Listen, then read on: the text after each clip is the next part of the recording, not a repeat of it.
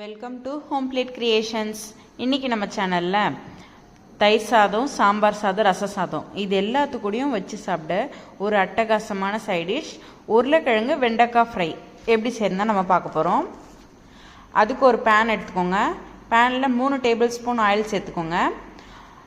Oil நல்லா சூடானதுக்கப்புறம் 1/2 teaspoon கடுகு நல்லா பொரிஞ்சதுக்கப்புறம் 1/4 டீஸ்பூன் ஜீரகம், அடுத்து ஒரு பெரிய வெங்காயம் பொடியை கட் பண்ணி வச்சுருக்கேன், அதை சேர்த்துக்கலாம். 2 பச்சை மிளகா, ஒரு கொத்து கருவேப்பிலை இலை, இது எல்லாத்தையும் சேர்த்து நல்லா வதக்கி விடுங்க. இப்போ வெங்காயம் பொன்னிறம் ஆகிற வரையும் வதக்கி விட்டுக்கலாம். இப்போ வெங்காயம் நல்லா வதங்கிடுச்சு. இப்போ நம்ம 2 உருளைக்கிழங்கு தோல் சீவி கட் பண்ணி வச்சுருக்கேன், அதை சேர்த்துக்கலாம். அதை சேர்த்து நல்லா வதக்கி விடுங்க. இப்போ இந்த உருளைக்கிழங்கை நம்ம மூடி போட்டு ஒரு 3 நிமிஷம் போல் வேக விடலாம். உருளைக்கிழங்கெல்லாம் நல்லா சாஃப்டாக வெந்து வந்துடும். இடையில கலந்து விட்டுக்கோங்க, இல்லைன்னா அடி பிடிச்சிக்கும். இப்போ ஓப்பன் பண்ணி பாருங்கள், உருளைக்கிழங்கெல்லாம் சாஃப்டாக நல்லா வெந்து வந்திருக்கு. இந்த ஸ்டேஜில் நான் 200 கிராம் போல் வெண்டைக்காவை கட் பண்ணி வச்சுருக்கேன், அதை சேர்த்துக்கலாம்.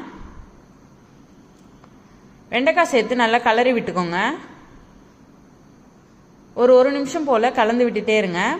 அடுத்து இந்த காய்கறிக்கு தேவையான அளவு உப்பு, 1/4 டீஸ்பூன் மஞ்சள் தூள், மறுபடியும் ஒரு டைம் நல்லா கலந்து விட்டுக்கோங்க. அடுத்து இதுக்கு தேவையான குழம்பு மிளகாய் தூள் நான் இன்றைக்கி 1/2 ஸ்பூன் சேர்த்துருக்கேன்.